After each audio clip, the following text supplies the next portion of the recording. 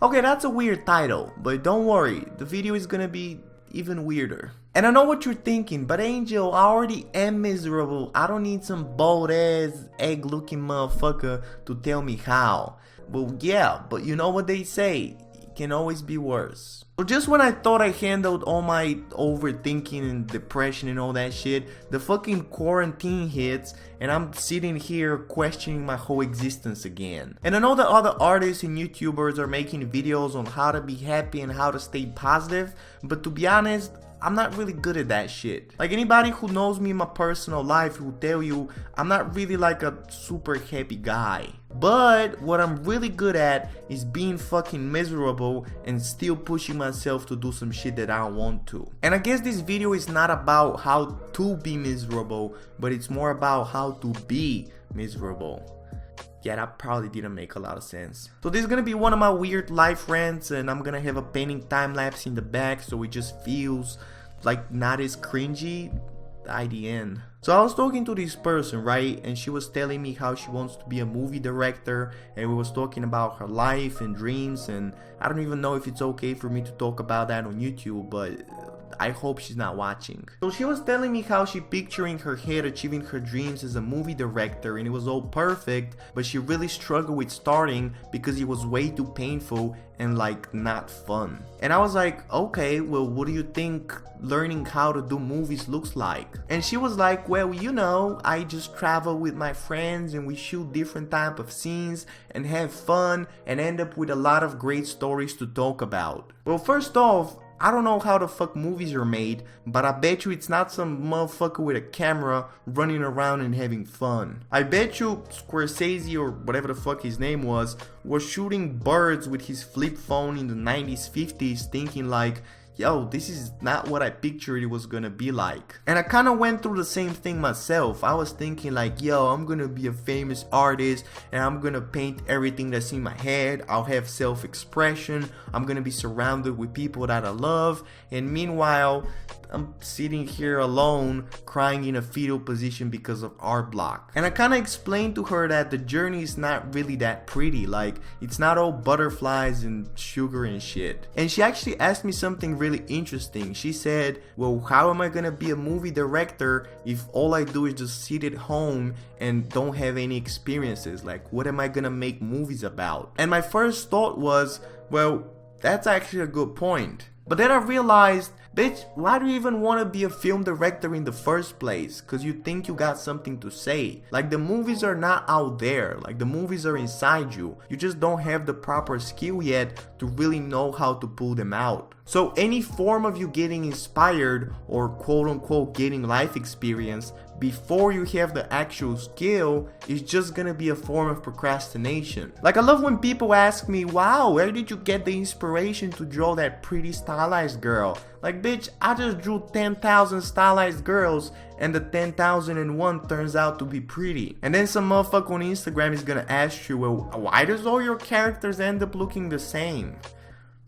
And don't get me wrong, I really like the person that I had the conversation with, but sometimes I really fucking hate talking to artists and overthinkers. Cause I already am a fucking overthinking artist myself and I have all these existential crises. I don't need another motherfucker to pull that shit on me. And as an overthinking artist myself, I think that our biggest problem is too much identifying with our emotions and feelings. Like, if you were digging a ditch, you wouldn't stop halfway through it and be like, oh, I can't continue digging this ditch. I mean, I'm not really inspired anymore.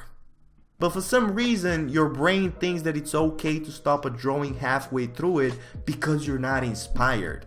Bitch, who asked you? And I already did a video on motivation and how your brain is really your enemy, and people said that shit was useful, but I really believe that shit. Your brain is really like a terrorist. Like, you know how Americans say we don't negotiate with terrorists? Cause if some motherfucker is like, oh, give me $1 million or I'm gonna shoot you, you're gonna be like, bitch, I can't can't trust you. I might give you $1 million and you're still gonna shoot me. You're a fucking terrorist. That's exactly what your brain is. Oh, just one more cookie and we're gonna go back to drawing. Bitch, you know it's not just gonna be one more cookie. Why you say that? Like sometimes I'll be painting and I'll think about some stupid shit that I said back in 7th grade and I'll cringe the fuck out. And then I remember, wait, that shit was 10 years ago. Why am I even thinking about this shit? Like your emotions and thoughts cannot be trusted. Like sure, they fucking suck, but if you engage them, they're only gonna get worse. Especially if you're working on something hard, cause then your brain is just gonna be blabbering excuses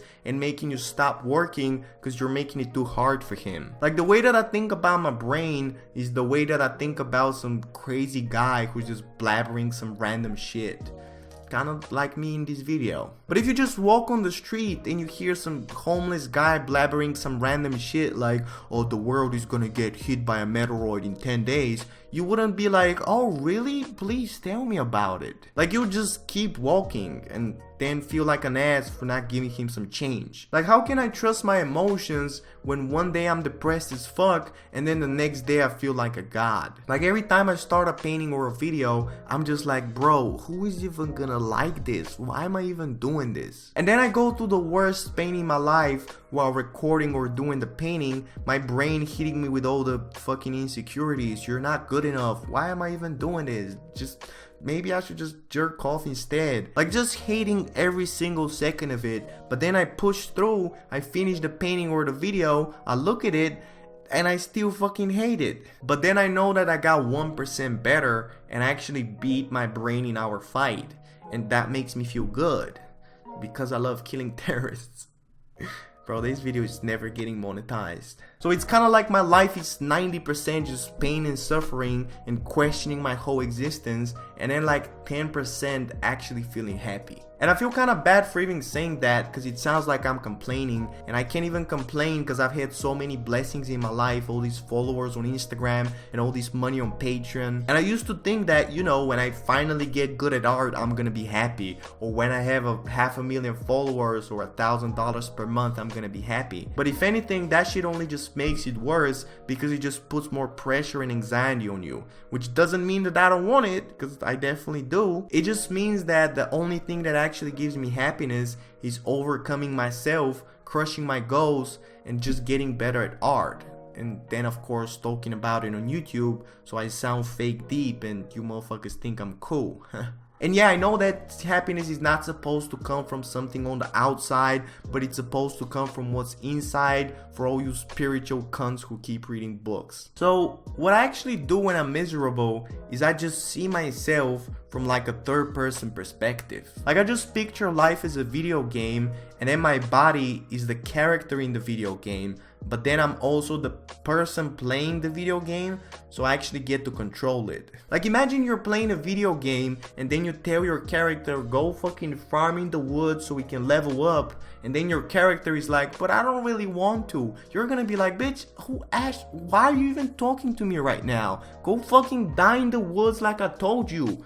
You piece of shit. Like you're not really your body, you're not really your mind, and this is really starting to sound fake deep, but you're the thought process behind your mind.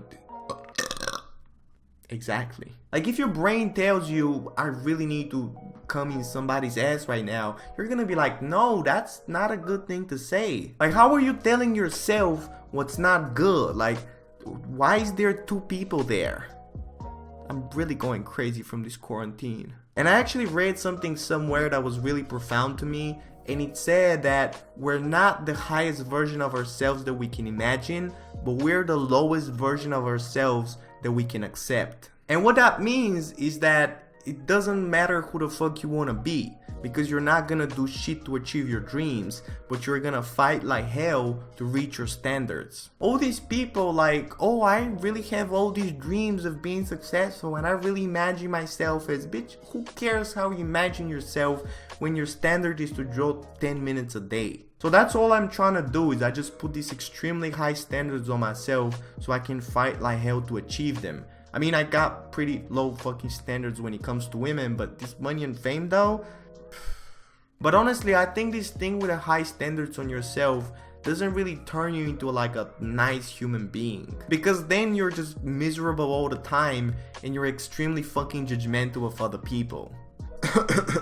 And I think that's one of my biggest character flaws, is I'm just constantly judging other people. And I don't mean these goofy roles that I do on YouTube. Even though that's extremely judgmental, I do way worse in my personal life. Cause like you turn yourself into your own slave. So if I'm constantly being a bitch with myself, you know how I'm gonna treat other people. Hey, that sounded like a pretty good excuse for being a piece of shit. Anyway, my whole point was that in order to master being miserable, you have to master detaching yourself from your emotions and feelings because they don't mean shit, and then practice putting high standards on yourself so you can really force yourself to do whatever you have to do. But there's also the downside of you being a complete total piece of shit. And I really hope that one day I'm gonna be like a really nice person and I'm gonna be sitting here talking about positivity and you're gonna be like, no Angel, you changed. But right now I feel like I got way too much anger in me to do that, and I feel like if you're angry and you try to force this positive shit, you're just gonna turn into one of those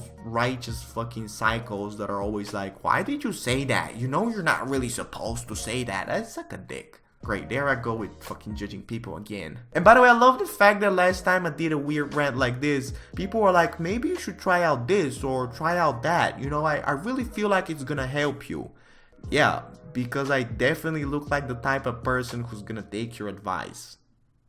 Anyway, this is it for this video. I don't know if it was entertaining or whatever the fuck it was. Let's just hope that this quarantine goes away, or there might be more weird videos like this.